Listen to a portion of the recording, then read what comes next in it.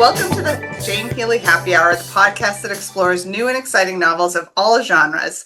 I'm your host, bestselling historical fiction author Jane Healey, and in today's episode, we welcome my friend, bestselling author Kerri Maher to discuss her latest novel, Summer of Love, which has been called a captivating blend of mystery, history, family saga, and explosive secrets that can't stay hidden forever. An irresistible read. Welcome, Kerri. Thank you so much for having me, Jane. I'm really excited to be here. I'm holding up my book for your YouTube viewers. Yes, it's a beautiful cover. Yes, happy with I'm going to do a quick bio about you, and then we'll jump in. Okay. Kerri Maher is a USA Today, American Bestsellers Association, and international bestselling author known for her richly researched historical fiction. Her novels include The Kennedy Debutante, The Girl in White Gloves, The Paris Bookseller, and All You Have to Do Is Call, among others. She holds an MFA from Columbia University, has taught writing for about 8 years at institutions including Columbia and Fairleigh Dickinson University, and she lives in a suburb west of Boston with her daughter and her dog. Again, welcome. Hi, thank you again. My dog, who is lying here and may make an appearance auditorily. We'll see. Always love the pets. Yeah. So let's talk Summer of Love weaves together 1967 San Francisco and a 2015 storyline anchored in a Napa Valley winery. And it also includes a mysterious, anonymous novelist. How do you describe this book in your own words when readers ask, what's it about? Well, basically what you just said. Good. You said it much better than I do. I think the only thing I'd add is that I think my one-liner is it's a family secrets novel. So, it's about, and it's a family secrets novel. So it's sort of, a messy family that owns this winery in Napa. We get the sort of, there's the two sisters who grow up on the winery in mid-century, and Miranda, who is in her 20s when she's in 1967, when she's really trying to run the winery and make California wine that rivals French wine, which is like a true piece of California history. California winemaking has a long history, but because of Prohibition, I'm now not answering your question anymore. Should we just go all the way into? No, dive in. You keep going. Okay. This is good. This is good. Okay, so because of Prohibition, California winemaking almost gets divided into two halves, because during the years of the decade of Prohibition, a lot of the vines that had been producing wine for more than a century got pulled up, and other usually orchards and things were planted in their place. And so, but after when Prohibition ended, a lot of people went back to they ripped up the orchards and planted vines again. And so that is really the beginning of what we think of as the California wine that we think of today. The sort of the good life, we might say, of California and, Napa and Sonoma and all that good stuff. Okay, and I have more questions about the research regarding that too, because I was reading your author's notes this morning. So, but in terms of the book, the Summer of Love novel, what was the original spark? I love to hear from authors about why this idea now? How'd you come up with it? Yeah, this answer, I love this question because the answer to for this book is very different from my previous books. So my previous 4 historical novels, I really got the idea from somewhere else, right? The Kennedy Debutante and All You Have to Do Is Call were the result of me watching a television show or listening to a radio show. The Paris Bookseller, about the original Shakespeare and Company bookstore in Paris, I thought of that because long ago I had read Sylvia Beach's memoir, and The Girl in White Gloves about Grace Kelly was because I grew up in a house where Hitchcock movies were on all the time. And so I was just very aware of her. So these were ideas that they were specific people and ideas that came to me from somewhere else. This one, Summer of Love, really came from inside me. I was kind of struggling with what to write next after All You Have to Do Is Call. And I had these ideas kind of swirling around in my imagination. I wanted to write a book set in California because that was where I was born and raised. although I've now lived most of my adult life on the East Coast. But I wanted to write a California novel. I wanted there to be a road trip component. And I also knew because I had quit drinking recently myself, I wanted there to be a kind of addiction and recovery storyline. So I had all these things swirling around, but I had no idea what the novel was, like how they all came together. And a really good friend of mine suggested that I do The Artist's Way. Have you ever done The Artist's Way, Jane? Yeah, yeah, years ago, but yeah. Yeah. So for listeners who don't know what it is, it's a 12-week course in a book by a woman named Julia Cameron, and it's kind of amazing. And I had been avoiding this book for years because I knew that the foundation of the magic, as they say, these things called morning pages, which is essentially a first thing in the morning journaling practice, and I have always hated journaling. Me too. You know, do you have this problem? Like, as the minute you tell people you're a writer, people give you a beautiful journal for a birthday or Christmas. Oh, Yeah. thanks.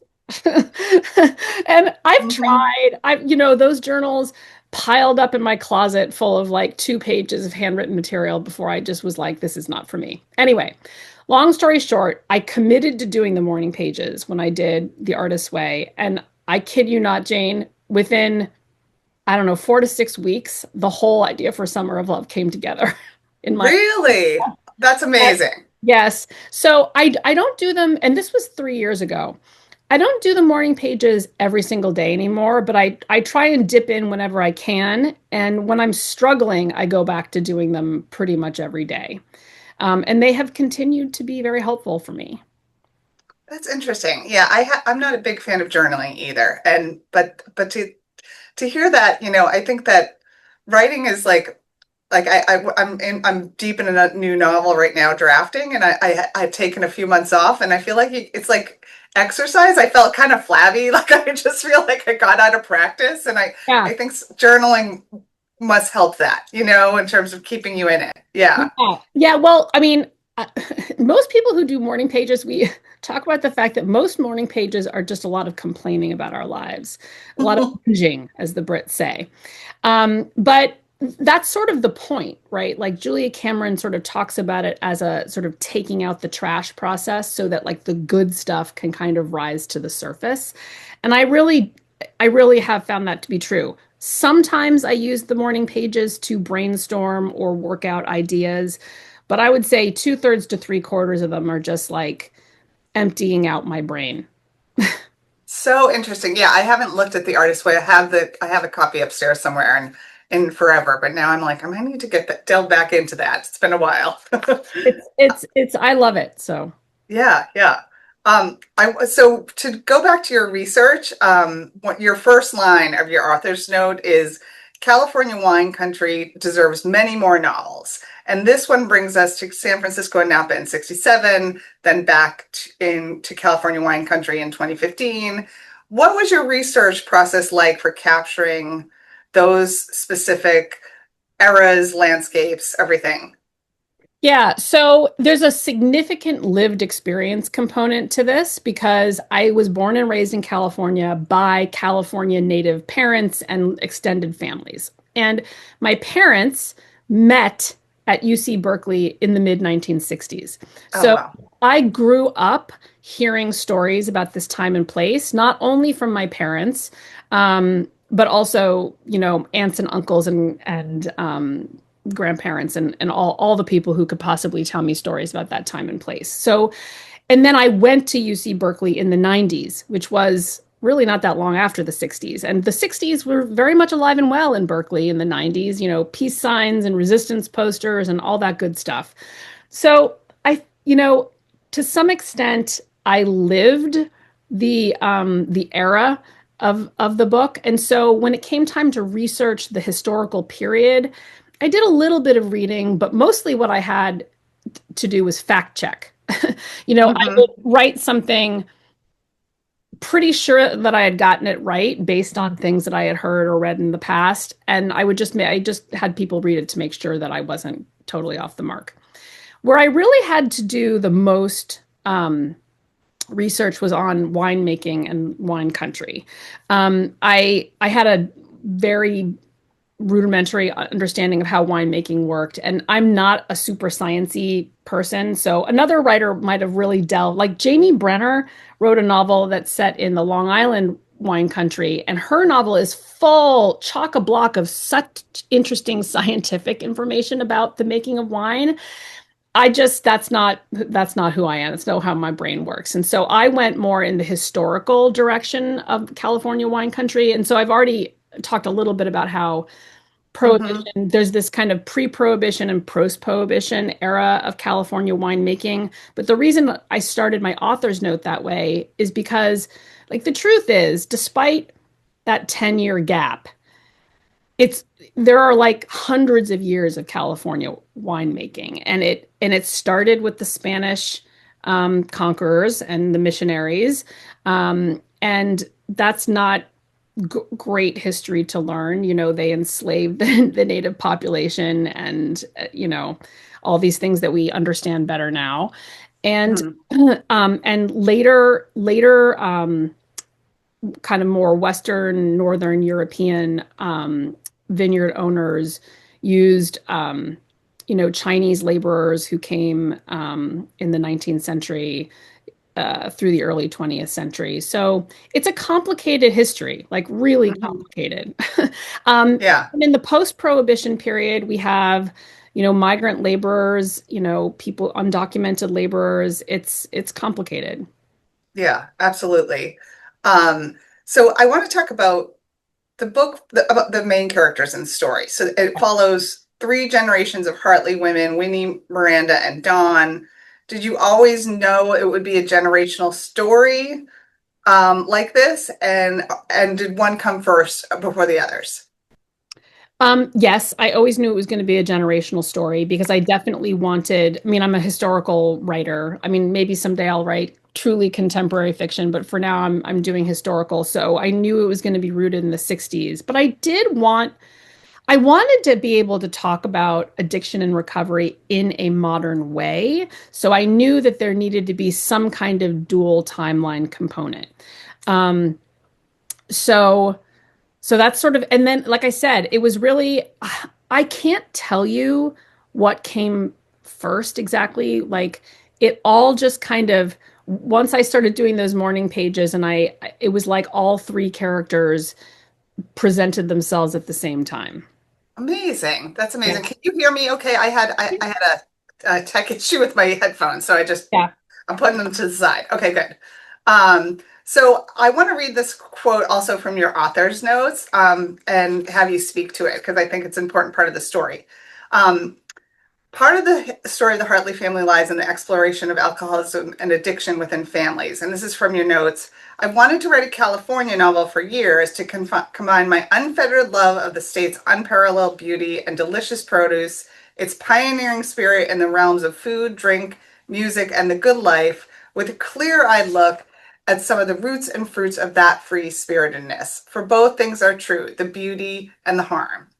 So talk about that. I really love that sentiment and the way that I mean, and it certainly came through in the book. Okay. Well, I'm glad that it came through in the book. And so I think I just talked a little bit about kind of the historical harm, right, Yeah. of the wine country, right? But there's also the harm that comes from the abuse of the substance, right? I think anyone who's ever been on a wine tour, wherever you've been on it, whether it's been France or Long Island or California, you know that there are some people who on that wine tour just to get hammered. Right. Right. Yeah. It isn't about tasting the wine and understanding the complexities and the science and the art of the wine. My Miranda, the character in the novel who is making the wine, kind of represents the purest form of winemaking. Like she hardly drinks at all, right? Mhm. She really is only interested in the wine as she's not interested in the wine as a means to feel a different way, like her sister Winnie is. Um, but she's really interested in the craft of winemaking, which I kind of got. Like I'm a writer, like I'm all about craft and like and fine-tuning craft and learning about craft and all of that good stuff. And so I was kind of able to give that desire to Miranda for something that I no longer drink, right? But it was still interesting to me to explore that aspect of her personality. But meanwhile, her sister is harming herself with the wine, and her daughter Dawn is also. Hmm. So that's the sort of harm piece, the historical and the more the pre and post harm piece. But the beauty is kind of everywhere you look. California, depending on who you're talking to, California can kind of get a bad rap for high taxes and gas prices and earthquakes and all of that stuff. And I'm not going to sit here and say that that stuff's not true. And it's not a but, it's an and. And when you are standing on the coast, after you've had your sweaty drive on Route 1 and you finally have pulled over onto a jug handle, a vista point, and you're looking out, and you can, to your right and your left, all you can see is, stunning coastline and the ocean as far as you can see. Like, it's hard to beat that. No, it's so funny you say that. I went to the Santa Barbara Literary Festival and I hadn't been to California in years. And Hmm. I've never been to Santa Barbara. And I stepped out of the airport and I was like, my God, Yes. it's gorgeous, so gorgeous. And since then I'm like to my husband, like, we need to go back to California. Like we're missing out. It's been a while. Yeah. Yeah, California, and I think one of the other things that people, we're sort of talking about the coast, but inland there are, well, in a couple of different places there are redwood forests. There are, Yes. further inland there's Yosemite and like these amazing rock formations, and then there's the Sierra Nevada mountains, which are truly awe-inspiring. Like it's I think somewhere in the author's note, talk about sort of staggering and varied natural beauty because, like, you can drive 2 hours in any direction and be in a totally different place Hmm. with Amazing. sometimes with a different climate as well as just as different geographical beauty. Yeah, absolutely. I love how people are coming here for the World Cup and discovering all the beauty of all our states, including California. Yeah, it's so cool. Yeah. Yeah. And Massachusetts, where we both Yes. live. Yes, absolutely. I want to ask, so you've written biographical fiction about Grace Kelly and Sylvia Beach, and this is different for you. So, I mean, this is three fictional women in a in historical moments. And so, was that freeing or was it more challenging? Um, it both. Yeah.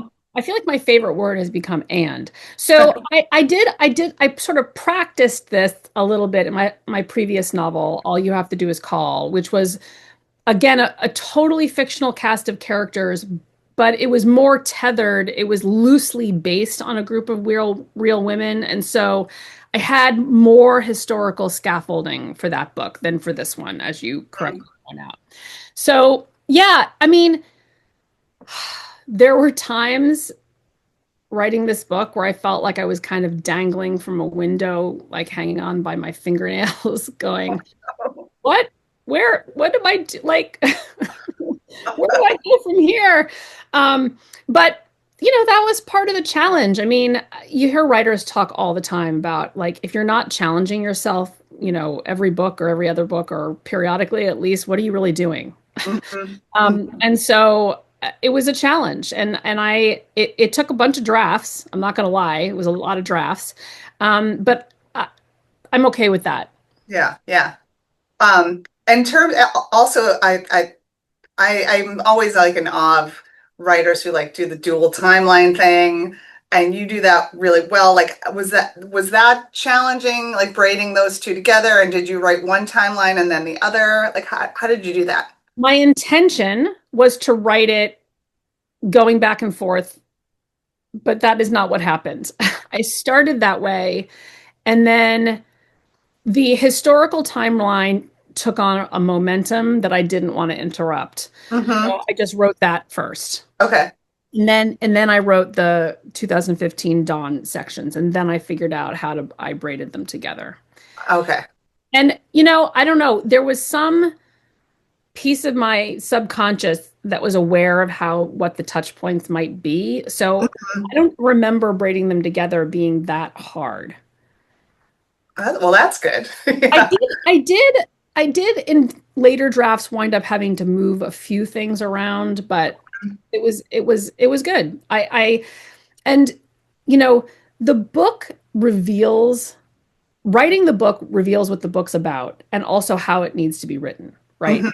Right, right. So it surprised me. Um, Yeah. yeah, which was fun actually in some ways. Also, you know what else surprised me? Did not intend to write any of this in the first person. I'm a devoted close third writer, but suddenly I was writing in the first person, not even on purpose, and I was like, "Oh,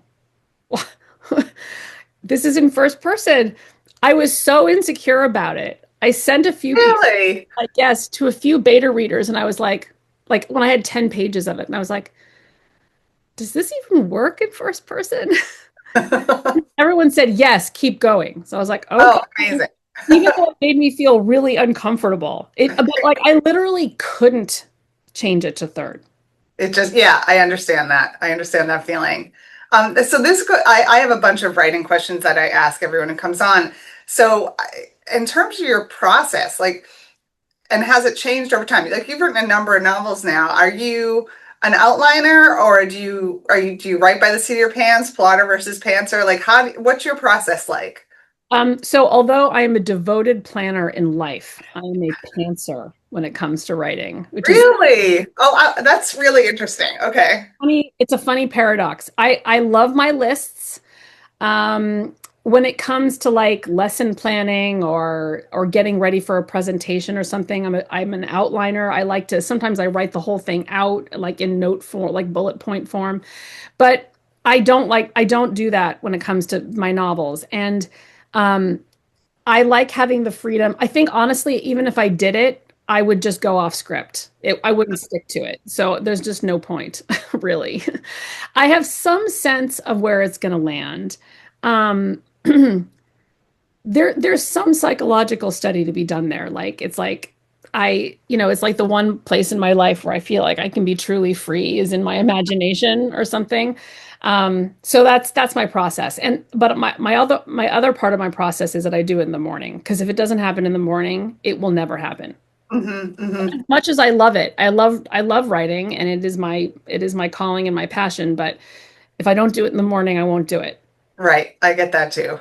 Um, how has being a writing instructor influenced your writing? Um, so there it's evolved. In the beginning, there was this amazing synergy between my teaching and my writing. And I felt like when I was writing, I kind of had this third eye on myself where I was like, "Oh, Kerri, you're doing this and maybe your students would find that helpful." And then when I was teaching, I would realize certain things about their process that I would be like, "Oh, maybe is something I could try." So,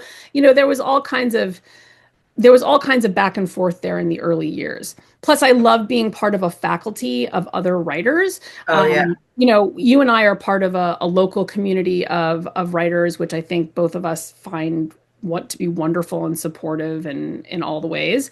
And I found that in my early days of teaching too. hmm, I took a hiatus from teaching when my daughter was young. I went back to it a few years ago at Emerson, and I was kind of an adjunct. And I still loved it for a lot of those reasons, but for other more practical reasons, it wasn't really working for me. And now I'm like in the world of mental health. I've pivoted. I've done the midlife pivot. and you're doing it well. It's impressive. um, Wow. oh, go ahead. I'm sorry. I don't want to cut you off. Oh no, I was just gonna say I also I enjoy it, and I Yeah. think that whatever other thing a writer does in their life ultimately feeds the writing, right? Hmm. Because if you're doing something, because you don't write all day, every day. And, so your life is what ultimately informs what it is you're writing. It's where you stumble across new subjects, it's where you solve problems, it's all of that stuff. And so the more interesting your non-writing life is, I think, the more interesting your writing becomes. Totally agree. In terms of the process, what part of the writing process do you enjoy the most, and what do you find the most challenging? Um, I think my favorite part is when I finally get to like 70,000 words and that final 20,000 words, the end is in sight. Hmm. there's a real, usually historically with my writing, that's when I really hit the momentum. Like I'm really like, okay. And that's when I'm able, it's funny. That's when I'm sometimes able to write in the afternoon or the evening because my brain is like so in it all the time. It's like I can't shake it. Um, so starting is hard. Getting to 50,000 words is hard because sometimes I'm like really feel like I'm groping around in the dark because again, I'm a pantser. Um, and then there are parts of revision that I find hard too. When I get feedback that resonates, but I have absolutely no idea how to address it, that feels terrible. I see you nodding, like sympathetically. And Oh it's yeah. not like I don't figure it out ultimately, but that time between getting the feedback, knowing that I have to do something and really not knowing what to do and wondering to myself, is this the time that I'm not going to be able to figure it out? Um, is a terrible, I don't like it. That despair. I know I always talk about, I get the editorial notes and I like run screaming from the room and I have to like let them sit for 24 hours before I'm Yeah. like, okay, I can do this again. Yeah, Yeah. yeah, yeah. And that happens to me at different points in the process. It could happen to me with my editor's letter. It could happen to me at the beta reads, point. I mean, with your editor, you actually have to address what they're saying. That's right. That's right. So we have a lot of writers that listen to this podcast. What's the best advice you can give them? This is a two-part question about writing and about getting published. I think that it's the same, which is just keep swimming. Yeah, yeah, absolutely. Yeah. Words, just keep swimming. I mean, we are. I mean, I say this whenever I'm giving the opportunity. Fully wrote, revised, and tried to sell 5 novels before my first novel sold, before the Kennedy debutante sold. So, Summer of Love looks like my fifth novel, but it's actually my 10th. Okay. And there were lots of times when I wanted to like give up, but I didn't. I just kept swimming. Mhm. And, you and I are living through a time, we've lived through a golden age of historical fiction, and now we're living through a less than golden age of historical fiction in terms of the marketplace, right? Yes. There's still amazing historical fiction being written. That's not what I'm talking about. I'm talking about what's being purchased. So it's tough right now out there in the world. And I'm just going to keep swimming as hard as it sometimes feels. Yes. Yeah. And you're absolutely right about all of that, including the market, like you said. And that's, there's trends come and go in terms of what's popular. And yeah, you just got to keep doing your thing and hope that you're building a base of readers along the way and all of those things. So, are you ready to share what you're working on next? So very, very briefly, because I am kind of, this next one has been a journey, let's just say. Someday when I'm able to talk about this more, I'll have lots to say. But it's about a magical book of hours, which is like a medieval prayer book for those who don't know what it is. A magical book of hours and an epic love story. And that is all I have to say at this point. Totally intriguing. And how can readers best keep in touch with you? I am very active on Instagram and on Substack.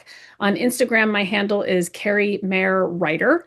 And on Substack, my author Substack is called Sandcastles with Kerri Maher. Now, if you don't want to quote unquote get on Substack, if you just want to be a subscriber, you can do that. It's just like any other newsletter. And on my website, kerrimaher.com, there's a contact page and there's like an easy, sign up for my newsletter button. So that's it.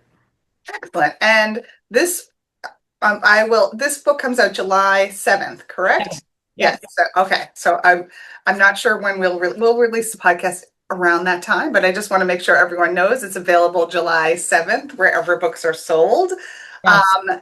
And that's a wrap. Kerri, this was lovely. It's always lovely to talk to you. We have to get coffee soon.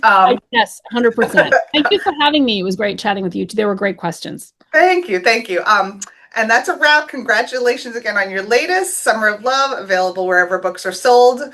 My latest novel is The Women of Arlington Hall. Please remember to subscribe to my YouTube channel or follow me wherever you listen to podcasts.